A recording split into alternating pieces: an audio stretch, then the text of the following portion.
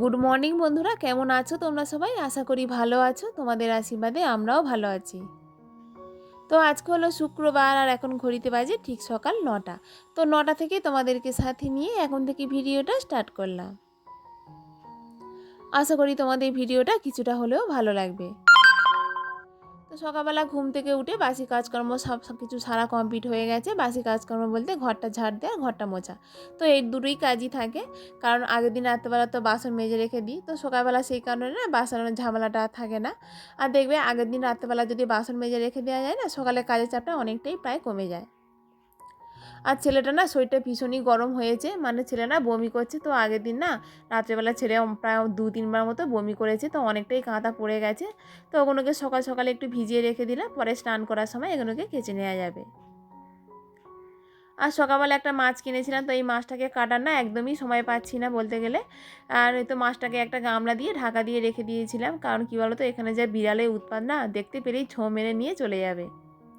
তো প্রায় অনেকটা পরে বলতে গেলে মাছটাকে কাটছি, প্রায় 1 ঘন্টা পরে। তো এখন ঘড়িতে প্রায় 10টার মতো বেজে গেছে, কারণ দোকানে না অনেকটা সময় কেটে গেছিলো, তো সেই কারণে আর মাছটা কাটার না সময় পাচ্ছিলাম না।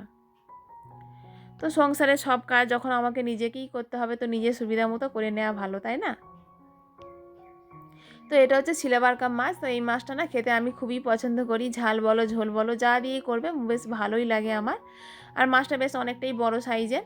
তো হ্যাঁ, একটু ঝোলই করবো বলতে গেলে, কলার ঝোলই। আর এই মাছটা না যেহেতু পুকুরের মাছ, তো মানে দিশি পুকুরের মাছ, তো এই মাছটা ঝোল করলে আগের দিন না কিনেছিলাম এই মাছটা, তো ঝোলই করেছিলাম। তো মাছটা না খেতে না দারুণই টেস্ট বলতে গেলে। তো আজকে ঝাল করবো না, ঝোলই করব, কারণ ছেলেটা না শরীরটা খুবই তো খারাপ, পেটটা একটু খারাপ মতো রয়েছে। আর এই সব বড় বড় মাছ কাটতে না আমি ভীষণই পছন্দ করি। কেন বলো তো, আমার আমার বাপের বাড়ির পুকুরে না এরকম বড় বড় মাছ রয়েছে, তো যখনই মাছ ধরতো না আমি কাটতাম। তো সেই থেকে একটা অভ্যাস হয়ে গেছে, আর এই সব বড় বড় মাছ কাটতে আমি ভীষণই ভালোবাসি।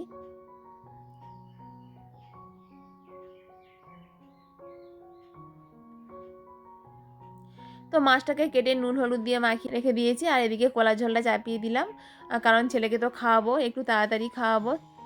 আর ছেলেটা না কেমন একটা ঘ্যান ঘ্যান করছে, শরীরটা তো ভালো নয়। বাচ্চারা দেখবে ঘ্যান ঘ্যান করলে না মায়ের কাছেই বেশি আসার চেষ্টা করে, কারো কাছেই থাকছে না।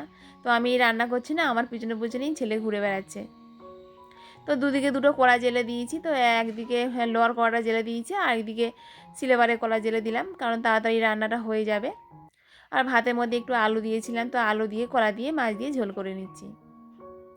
তো মাছের না অনেকটাই তেল রয়েছে, মানে চর্বি মতো হয়েছে, তো ভাবলাম একটু উচ্ছে কিনে নিই। তো পাড়া থেকে একটু উচ্ছে কিনে নিলাম, তো উচ্ছে বেগুন দিয়ে একটা তরকারি করে নেব তেল দিয়ে।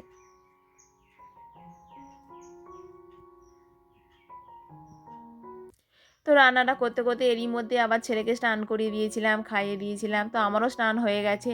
আর এদিকে মেয়ের স্কুল ছুটি রয়েছে, যেহেতু মেয়ে স্নান করে ঠাকুরের জলও দিয়ে দিয়েছে। তো কলা ঝোলটা করে নিয়ে আর ছেলেকে খাইয়েও দিয়েছিলাম, তো ছেলেকে খাইয়ে দিয়ে মার কাছে দিয়ে এলাম, তো মা একটু ঘুম পাড়িয়ে দিচ্ছে। আর এই যে উচ্ছে তরকারিটা একটু অনেকটাই পরে করছি বলতে গেলে।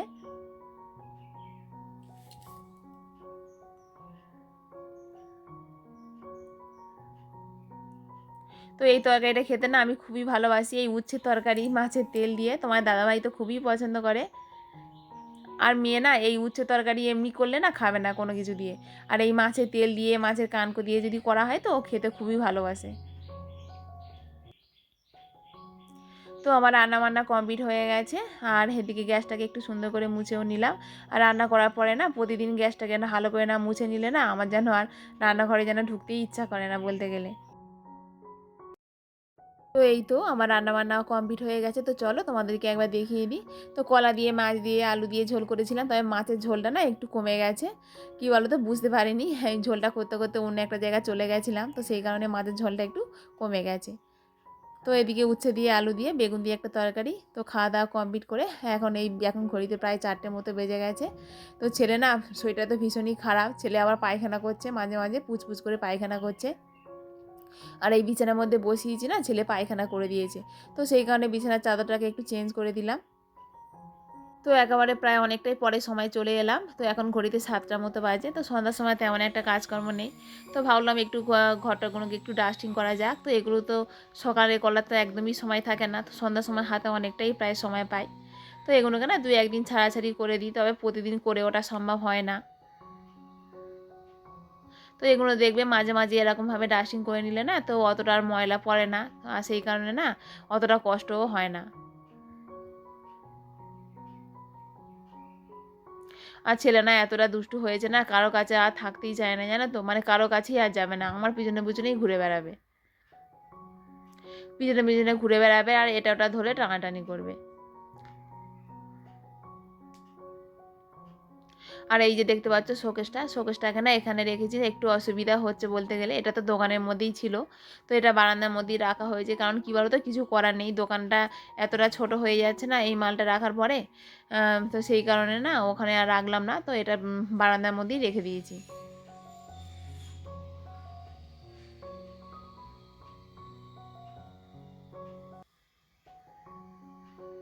তো বন্ধুরা, আমাদের ভিডিও তোমাদের কেমন লাগছে তোমরা অবশ্যই একটা কমেন্ট করে জানিও, আর ভিডিওটি যদি ভালো লেগে থাকে তাহলে একটা লাইক করে দিও, আর চ্যানেলে যদি নতুন বন্ধু হয়ে থাকো তাহলে চ্যানেলটিকে সাবস্ক্রাইব করে ছোট্ট পরিবারের পাশে থেকো। আর যারা যারা চ্যানেলটিকে সাবস্ক্রাইব করে দিয়েছো তাদেরকে তো অসংখ্য ধন্যবাদ।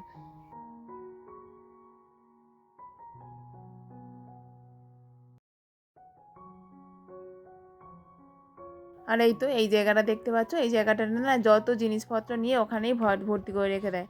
তো মেয়ে না ঘরে সমস্ত জিনিসপত্র অগাছালো করে রাখে না, কিন্তু ওই জায়গাটাতে না যত জিনিস নিয়ে ওখানে রেখে দেবে। তো এগুলোকে প্রায় প্রতিদিনই প্রায় পরিষ্কার করতে হয়। আর মেয়েকে একটু বললাম দোকান থেকে চপ আনতে, আজকে না চপ খেতে খুবই ইচ্ছা হচ্ছে, তো মেয়ে আর আমি একটু চপ মুড়ি খেয়ে নেবো।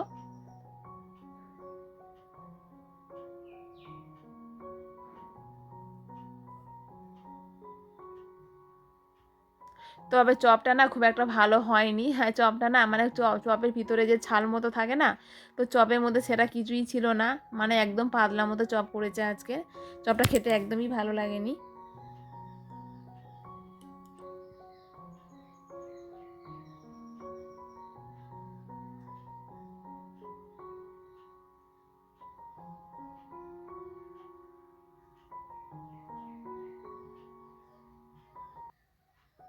তো টিফিন খাওয়া কমপ্লিট করে একটু চা করে নিচ্ছি নিজের জন্য, আর ছেলের জন্য একটু খাবার করে নেবো, আজকে চাও খেতে খুবই ইচ্ছা হচ্ছে। তো চাটা খাওয়া কমপ্লিট করে এখন একটু আটাটাকে মেখে নেব, আর একটু গরম জল দিয়ে আজকে আটা মাখবো, মানে আজকে না প্রতিদিনই মাখি গরম জল দিয়ে, গরম জল দিয়ে আটা মাখলে না মানে বেশ ভালো নরম হয়, মানে পরের দিনও পর্যন্ত না রুটি বেশ নরম থাকে। আর একটু আলুদম করে নেব, তো দুপুরবেলা তরকারি যেহেতু একটু বেঁচে যায়নি আজকে, তো ভাবলাম একটু আলুদম করে নিই, রুটির সঙ্গে আলুদম খেতে খুবই ভালো লাগবে, তবে একটু বেশি করেই করেছিলাম, কারণ পরের দিন সকালেও খাওয়া যাবে রুটির সঙ্গে বা মুড়ির সঙ্গে। তো আলুদমটা মোটামুটি হয়ে গেছে, একটু জিরে গুঁড়ো ছড়িয়ে দিলাম, একটু চিনি দিয়ে দিলাম, দিয়ে এবার তরকারিটাকে নামিয়ে নেব। তবে রুটির থাসা না একটু বেশি করেই করেছিলাম, তবে আমি খাবো না, তোমার দাদাভাইয়ের জন্যই শুধুমাত্র করে দেবো, আর মেয়ে তো খায় না রুটি বলতে গেলে, তো মেয়ে আর আমি একটু মুড়ি খেয়ে নেবো, কারণ না আমার মানে পেটে একটু গরমও হয়েছে বলতে গেলে, তো সেই কারণে রুটি খাবো না।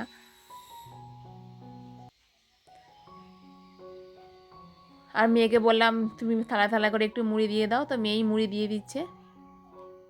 তো বন্ধুরা, ভিডিওটি এখানেই শেষ করলাম, কালকে আবারও দেখা হবে নতুন একটা ভিডিওর সাথে, ততক্ষণের জন্য সবাইকে বলছি টাটা, গুড নাইট।